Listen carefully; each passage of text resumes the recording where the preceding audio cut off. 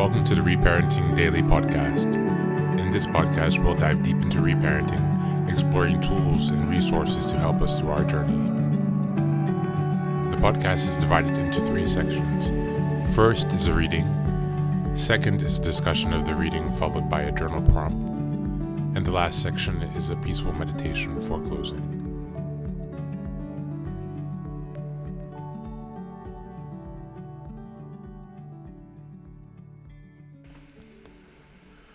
Hello again. Good morning, good afternoon, good evening, wherever you are. Thanks for being here. Today we are reading from chapter 11 of the Loving Parent Guidebook by ACA World Service Organization. We are on chapter 11, page 123, 123. And we're on the section Judgmental Thinking. In our dysfunctional homes, many of us were surrounded by judgments and comparisons. We see and hear judgments all around us, in the news, on social media, in institutions, at work, with friends and family. We can learn to recognize how judgments shape our experience of the world when they arise. We can help our inner family members take judgments from our critical parents and other people less personally. We can notice what they cause our inner family members to become judgmental. Perhaps we are judgmental because we really wish we could be doing the thing we're criticizing. The reparenting check-in can be a great way to get under the storyline of judgmental thinking. The check-in helps us discover what our inner child and inner teen are feeling and what they need. Sometimes they can act out through us, judging other people when they don't meet our needs. When our inner child feels helpless, our critical parent or inner teen might judge others to feel more powerful. Sadly, the critical parent, and sometimes inner teenager, use judgment to protect the inner child from abandonment while pushing them further into isolation. There's a difference between being judgmental and using discernment. We need wisdom and discernment to make responsible decisions in our lives. Judgment involves condemnation, an us versus them mindset. Critical thought equates a person with their behavior or abilities. You're bad. Discernment involves seeing differences in people's abilities, experiences, and behaviors, and qualities while valuing everyone as being equally worthy. We need a discernment to make healthy decisions for ourselves, with whom to work our recovery, share our secrets, and the like.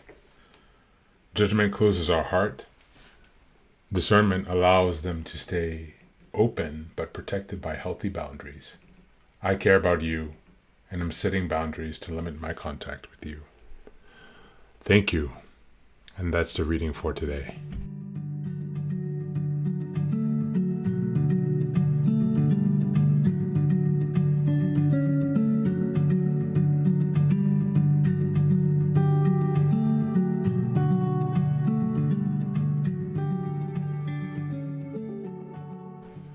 What another great reading today.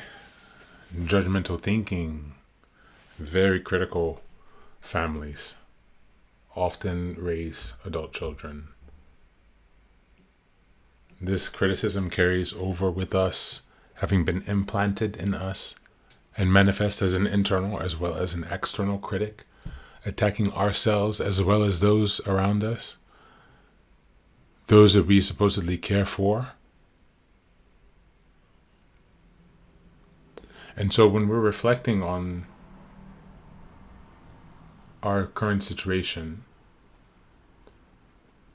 and how judgmental we're being, it's important that we remind ourselves to step outside of our current frame, our current limited understanding. while at the same time, above all else, personally, I believe, with the way that the society around us is going, I believe that self-protection is always the utmost concern. For me, I feel that way because I am inclined from a history of deficit of connection, and emotional receptivity. In schema therapy, this is called emotional deprivation schema and mistrust schema. And so I'm naturally judgmental and defensive to protect myself. And so the challenge is how to turn that into more discernment where I cannot completely shut down, or where we cannot completely shut down if you're experiencing the same challenge. Still letting people in without being impacted.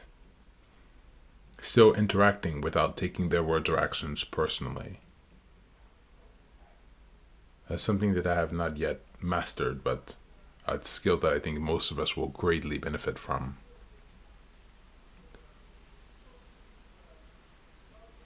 In the reading there was also a session, perhaps we're judgmental because we really wish we could be doing the thing we're criticizing. This is another way that self-denial can sneak in and catch us off guard. We cannot even realize that we are projecting on ourselves. This is also important to remember. Judgment is important. Discernment is important. They are the foundation of our ability to navigate and to make decisions in the world and to keep ourselves safe. Some people use judgments to attack others and to feel better about themselves.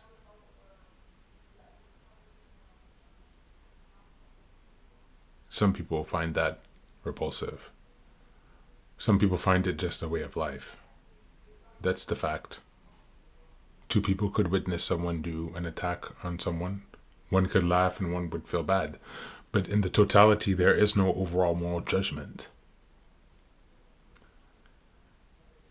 And so when we're thinking about judgment today, reflect on the times when you're adding unnecessary judgments to situations and making things complex for yourself. At the end of the day, we are the most important to ourselves. We owe ourselves morality. And morality to ourselves means self-protection and being vested in our self-interest. So reflect on how judgment can help you along in your journey to refathering yourself for protection. Thank you for being here and be well.